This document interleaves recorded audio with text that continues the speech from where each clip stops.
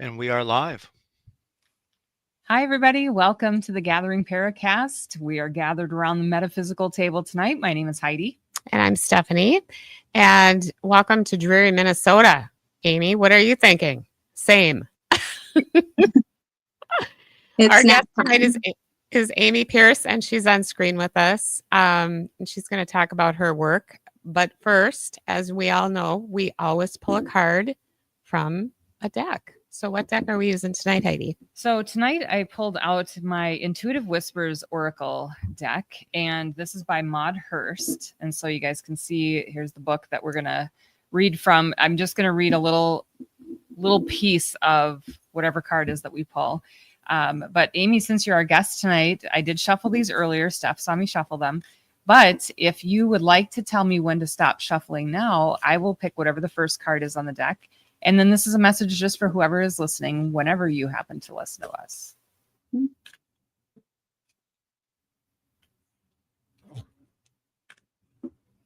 Okay. Right there? Good stop.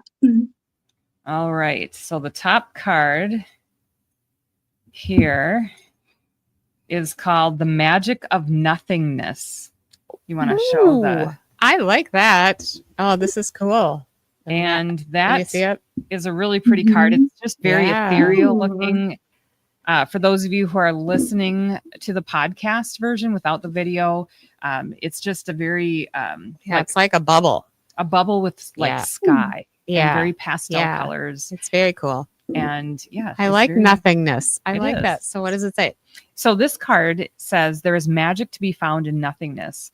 When you stop everything and allow yourself space, something that you miss when you are rushing around begins to unfurl. It is the space of creation, the space where an idea can drop in, a problem can be solved, an argument can be understood, or a vision can appear. And there's more to it, but I'll leave it at that because that gives us enough to think about for the week ahead. Absolutely. I like that. Nothingness. Yeah, I like that. Yeah. It's kind of like to be still. Holding space. Yeah. So there you go. There's our card. Thanks, Amy. Yes, for sure. And welcome to the show. I know we kind of just started out with a bang, but Amy Pierce is a true crime. She has a true crime podcast called Aren't You the Girl? And our crew met her just within the last year because we decided that we were going to go down a different avenue of paranormal investigation. And what brought us to that was a friend of Jerry's who had been brutally killed. And we won't go into how she was killed, but she was found in Wright County, parts of her body. She actually was dismembered. And we found Amy's podcast shortly after we started work on that. And I believe Jerry called you, right, Amy? Yeah. And what did you think about that? I was really excited. That was my purpose of creating my website, was to get the friends and families talking and to let them know that there's a space for them too, to tell their stories and that people care still. So I was really excited. I was like, oh, cool. And they're like into investigating and they're wanting answers. And that was kind of what I was searching for. Yeah. And so since then, you've become a part of our crew for the cold case aspect anyhow, and you've been with us, once or twice, and you did the our big presentation at the Historical Society a few months ago with us, which was fun. But tell us how you got involved in this. What was it that sparked your interest? Well, I grew up with cold cases. There's the missing person case that we work on in Wright County, which was a friend of my parents. And then another friend of my parents named Dewey Lamb, who I'm also going to do a podcast about. I'm working on that one. But he was killed a couple months after this girl went missing. And so it was a pretty down in the Valley record store in 1974. So it was kind of a big hit for my parents. And in 2008, when the BCA came out with their playing deck cards, they put these two victims on it.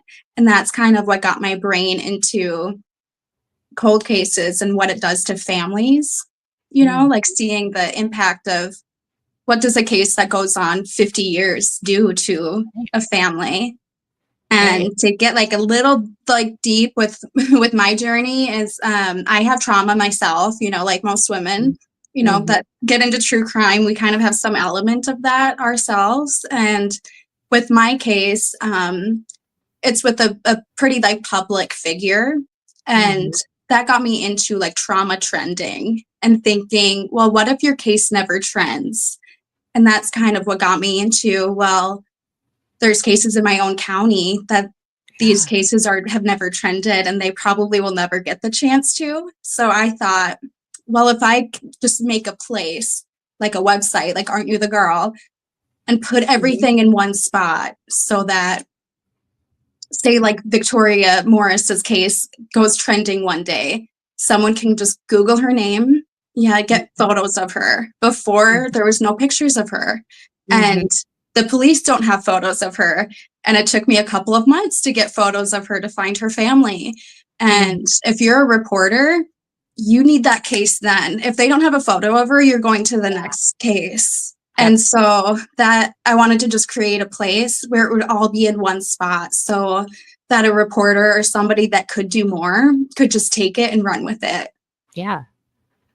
Yeah. And the missing person that you refer to is something that Sim has been working on for a long time. Yes. And, hopefully I don't know. I think we're close. But I think so too. Spirits have talked to us. Spirit has told us some things. So, we hope you come out there too the next time we're out there. Because I think it's really cool, what they're telling us.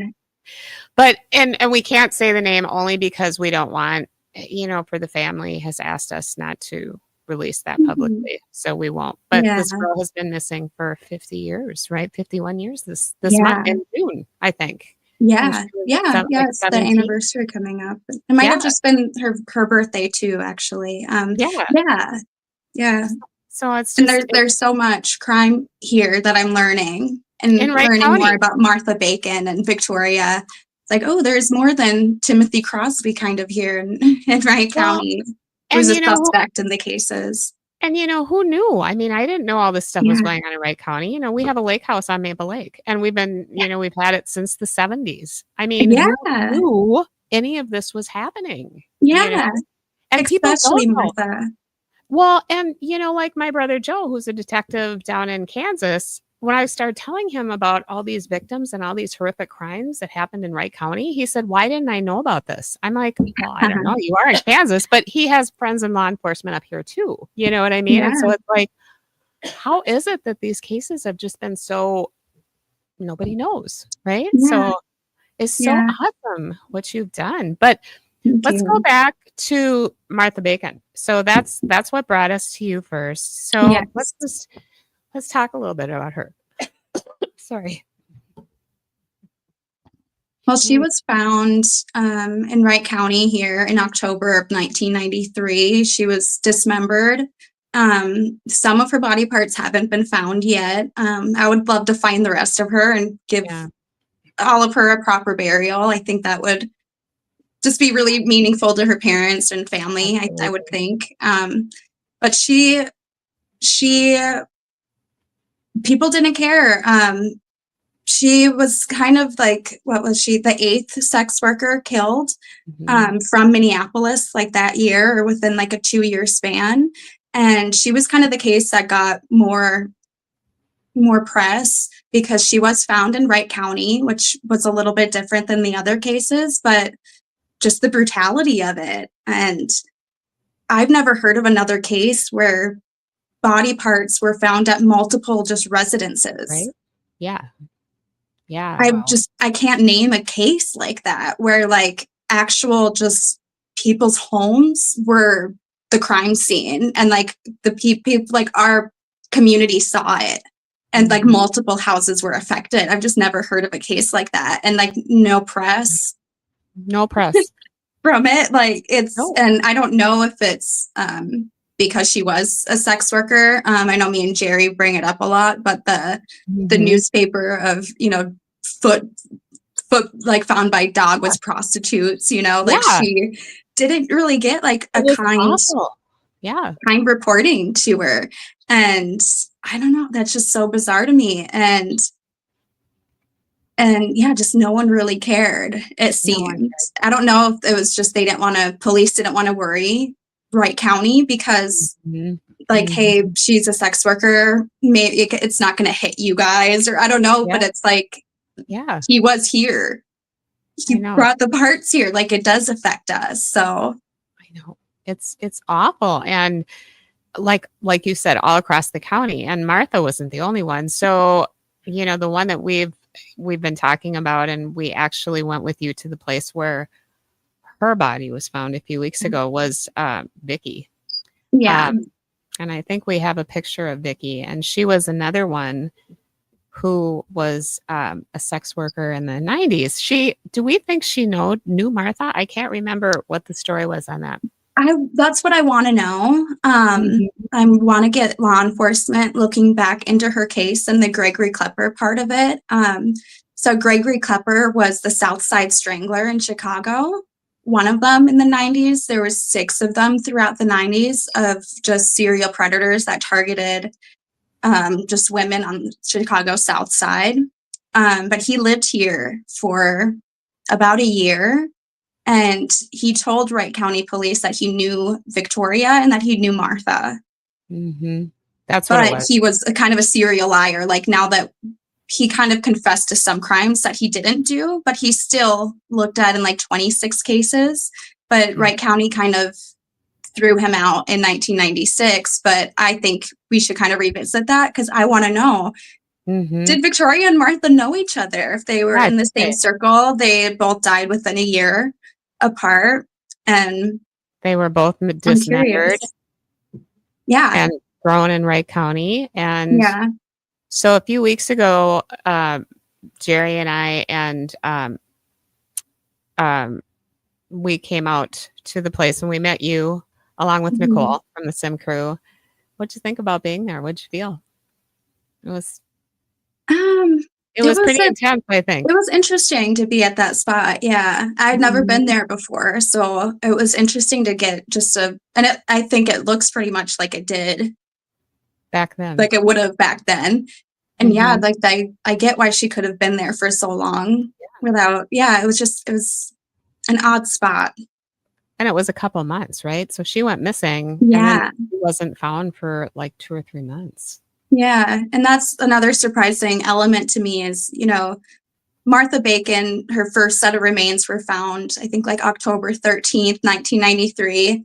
And then over the next year, I think 2 more times they did more searches because more dogs found more remains of hers. And then Victoria Morris is found October 1994. A year later, nothing. Right. Like there's nothing. And it's like, wait, you mean a second body came up a year later? It's almost to the day, a year later, and no one says anything in Wright County. And I don't know if it's just, again, sex workers has nothing to do with us, or, I don't know what that has to do with, or just not wanting to scare people. But I think it's more scary not to talk about this than to I do too. Have a killer out there. But, at the time, though, don't you think you would have been scared if you'd have known about this? I mean, because back then, it was a simpler time, which even makes these crimes more horrific, right? Because it was a simpler time. We just didn't think people would do such horrific things back in the 70s. Come on. In Wright County, Minnesota? Come on. This is just crazy. Yeah. What is this? So I have a question. So what does this do to you when you're looking at this research? I have seen your research. You sent us home with this 3-ring notebook that was this piled high with our missing gals stuff. But and you've sent Jerry some things on, I think, Victoria maybe, and Martha. I wouldn't read them. I can't. Do that. So we know what that would do to me. But what does it do to you? How can you read it? It's like it's just so heart wrenching, right? Yeah. It's so horrific. It's hard, but I feel like if I don't dig into it, that like no one else is going to.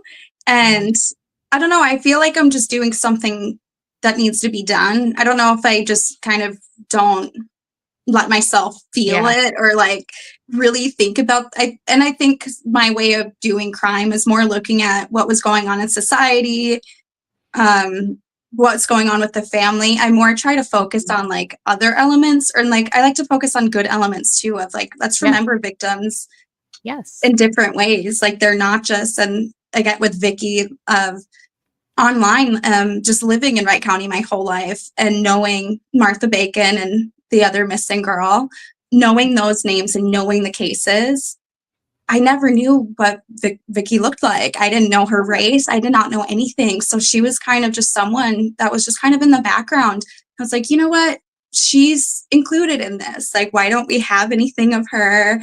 And it just makes me feel like I'm doing something that just has to be done. I don't know. It does. The way I pitch it is like, Wright County, they don't have a photo of a victim that they're supposed to represent. Like, that's just what it comes down to. They have a 30-year-old homicide case and they don't know what she looks like. I don't know. It's just like you lose like the person, like, and it's just like she was so much more than that. And they say like she was just like prostitute that was found, right? That and an addict that was found. And it's like she was so much more than that. They're not just that. And if she was 25, if someone just took a snapshot of me at 25, I wouldn't look good either. It's like we're learning, and that doesn't mean she doesn't deserve to have a photo of her online or just at least a tip line, which she just got. Her and Martha just got. Oh, they did? I would say like a couple months ago, but the missing girl had been on that since 2008. So that's kind of where I'm, well, if you're kind of the girl next door type, you'll get shown and you'll go trending. And that again goes to my of like, well, what if you never trend? What if you're like Vicky or like Martha and you don't fit anywhere? Like you're not seen as the perfect victim. Do you just not ever get help? And then it just, and it's my community. It's like, I want to know if we have a sexual predator here or multiple of them. Oh, yeah.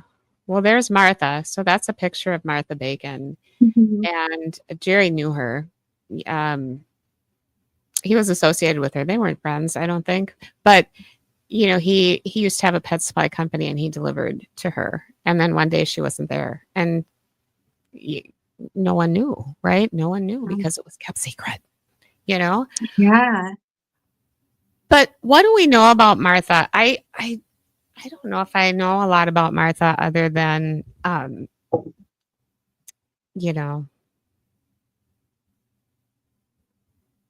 do you know about Martha, Amy? I don't know like too much. We don't know a lot about her, about that one. Yeah, I know a lot about her murder and like the case and kind of what the after effects of it. Well, she had a very tragic life, and kind of where again of they're not perfect victims. Where Martha had other cases. She was very abused by boyfriends. And so she had domestic cases. She was very familiar with the police.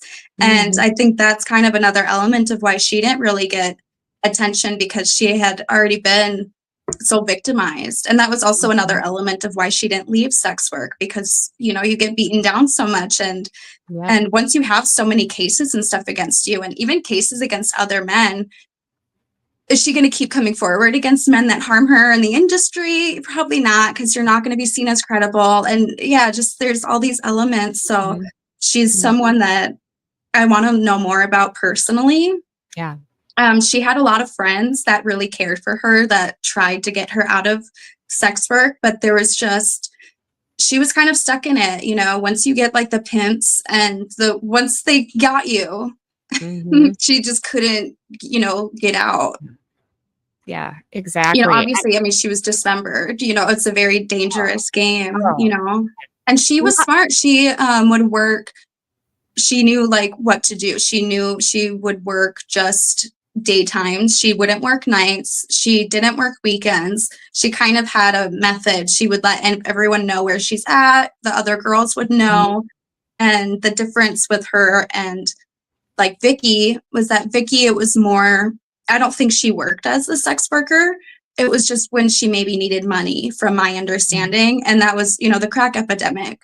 So she just had other issues. And this is what started they used a mugshot of her, and that was just a couple months ago. So she's still not treated kindly. No. And I'm learning there's still not space for just women like both of them, where I don't know. It's just no one picks to just be in sex work. There's no. There's so many elements that go into it. And I think once people hear that stamp, they think, okay, I can kind of distance myself now. And it doesn't have any part of me now. And it does, you know? It does. It does. These girls were daughters and moms. Martha wasn't, but Vicky was a mom to 5 children, correct? Mm-hmm. Yeah. And you have talked to, I believe you have talked to each one of her kids.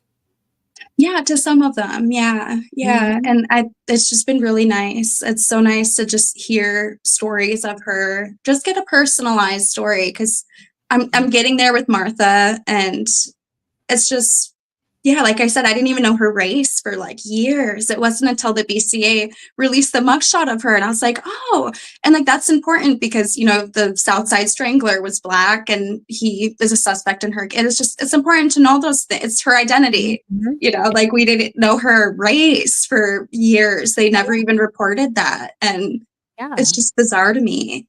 But it's is. just, it's nice to put a face to her and to know, like, you know, she does have people out there that care about her. Like I was thinking, it's like there has to be people that know her that care. Oh, there are, for sure. Yeah.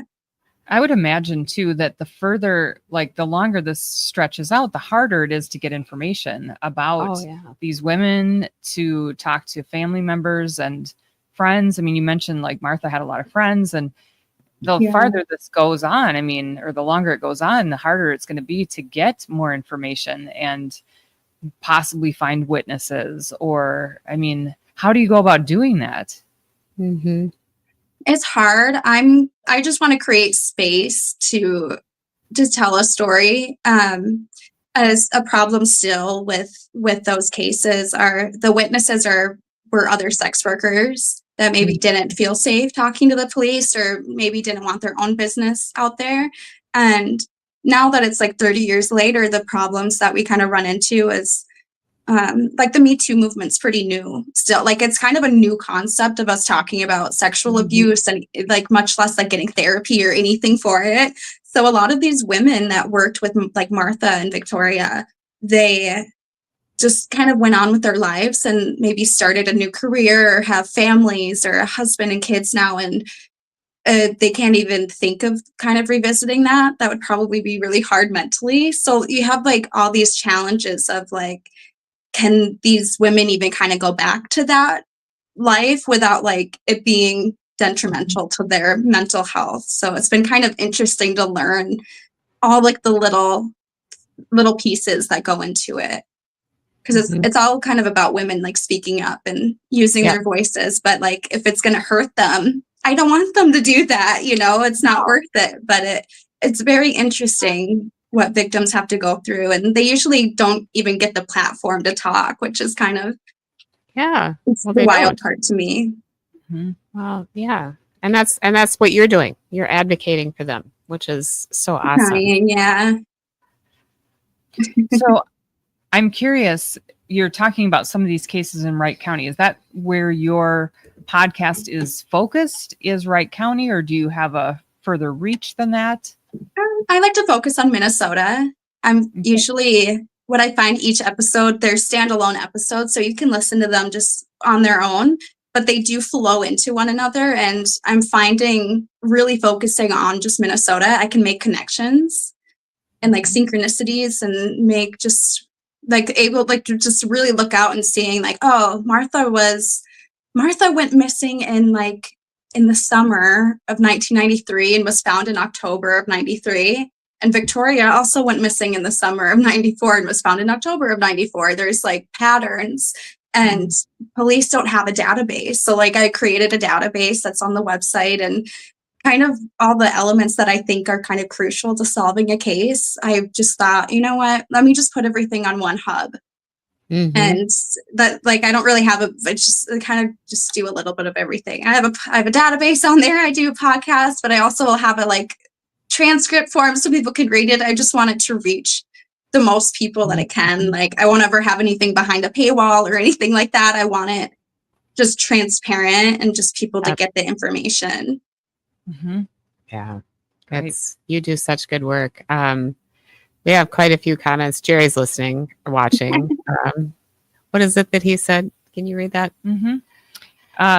Well, he's just saying that you've been doing amazing work for the families. They know someone cares that wants to know the truth is one of the things that Jerry was saying. So, Thank you. yeah.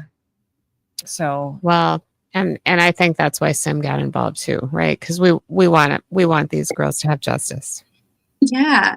And once you see it and you're kind of part of it, it's hard to let it go. It is. And it is also connected.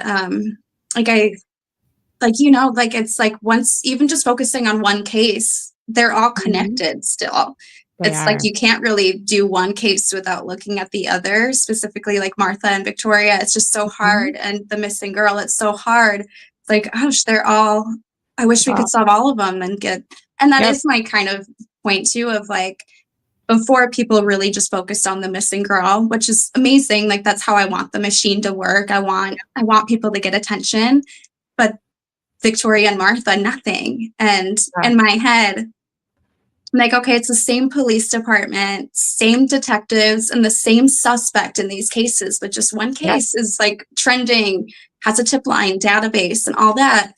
And again, it's kind of like, well, it's like, is there sex workers? Like, what is the problem? And what got me too is with Martha and Victoria's, like, we have their bodies, like we have DNA, like evidence to connect. And it's just kind of not focused on. But the other cases heavily, they do searches on her anniversary. Like it is just heavy, heavy, heavy, which is amazing. Like I love the dedication, but I want to see it with the other ones too, because, well, we need money towards those cases. Like DNA, it costs a test, and it's just, no one seems to really care. Yeah. And I don't know, again, if it just, again, with sex workers, there's more than one DNA profile most times because they'll be in contact with multiple people. So there are different, I get why it's scary for some people to dive into because you really have to apply so much more time and resources, but then that just means you just dedicate more time to it instead of ignoring it, you know? That's right. That's right. And we kind of think it's the same suspect in all cases, right? Our missing girl and these two. And it's like he evolved, right? Because when the first one went missing, he was younger too. And then as he got older, it started getting worse and worse and worse. And now he is suddenly murdering women and chopping them up and throwing them all over the county. So thank God he's not in the public. And his father, a police, was a detective as well. Yeah. Yes. Which just so scary. You can't found the evidence, you know? So, I mean, there's a lot of stuff. Yeah. Yeah. And again, like kind of the women that got like mistreated are kind of the last to be talked, but like we know so much about like the suspect and there's so much, but again, like where's that with the victims? Yes. You know, like there's more pictures of him than them. And I don't put pictures of the predators or the suspects on my website even. I just want the victims. Like we see enough of just, I don't know, usually true crime, it's like about law enforcement or the killers. There's never really like about the space for families or the victims. So just thought I would change it up and not put the other people's face on it. Like and like families don't like that for the most part. They don't want to watch something or watch the news and see the mugshot of the killer and then their loved one's face. Most of the time that's like, oh, don't like, we don't, you know, and they do that, but I don't know. Well, I think it's awesome what you're doing, Amy, and thank you so much. Because I know you spend hours and hours and hours. I've seen your research. Like I said, that 3-ring notebook was literally Heidi this big. It was full, you know, and all kinds. And it started from when I was 17. Like you could probably see my handwriting change and stuff over the years, which I think is kind of funny. It's like kind of just grew with me. Exactly.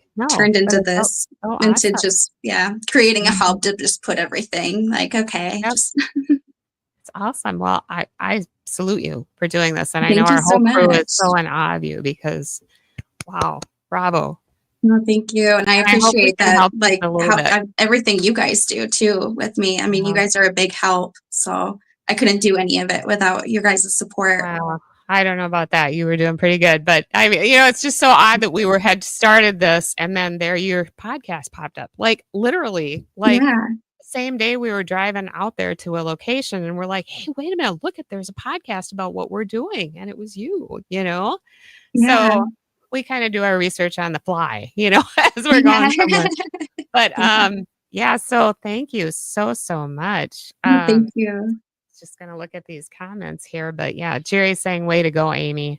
Hi, Jerry. And I just think, thank you because the victims, their families, well, the girls deserve justice, and our missing gal needs to be found. Yeah. Yeah.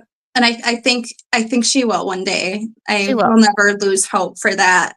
I always have hope for she will be. Mhm. She will get brought home for sure. She will. I Yeah. have no doubt in my mind. Yeah, So, I think so. oh, Teresa is saying something. What is She your mama says, saying? I think that was cool synchronization. And that's what I wanted with my website. I was like, I want people that just like-minded people, like you have the same energy that I do, like you just care. And I can sense that. So it's been a really great support system. Yeah, well, it's been awesome. So, hey, anytime you have, wild news you want to share with us, just let us know and we'll have you back Yeah. because we so appreciate all that you do. And the families do too. I think it takes a lot of nerve to do a lot of the things that you do. And I just Thank commend you you. because wow, Thank you so much. So is there anything you want to say? How can people find your podcast and your website? And I believe you're on Facebook too, correct? Yeah, I'm working on the promotion part, but hopefully this year I'll get better at that. But you can aren'tyouthe.girl.com, and I also just Aren't You the Girl podcast, Spotify, Apple, YouTube, just anywhere. Yeah, I'm learning the promotion part, but I got the passion down. I got the story part down, but I'll learn how to promote soon. You will for sure. Well, thank you so much for being on the show, Amy. Thank you. Really interesting. Thank you. Absolutely. Thank you so much. Come on again, and hopefully we'll find something really cool this summer, and we can all be on and talk about it because I think it'll be awesome. I know our crew has been working really hard with you too. So awesome. Yeah. Thank you. So everyone watching tonight, thank you so much. And if you have any questions for Amy, please get a hold of her on her website. And for the troops that may be listening, thank you and be safe. Yep. And thank you to our producer, Jason Trost, and for Cryptovania TV for hosting our show. And we're looking forward to seeing you all next week. Hopefully we'll be on location. Yeah. But we're not going to say where in case it rains again. Because, it's been a deluge here for days now. So. All right. Well, thank you. Thank you, Amy. Yeah, thank you. Bye. Bye-bye.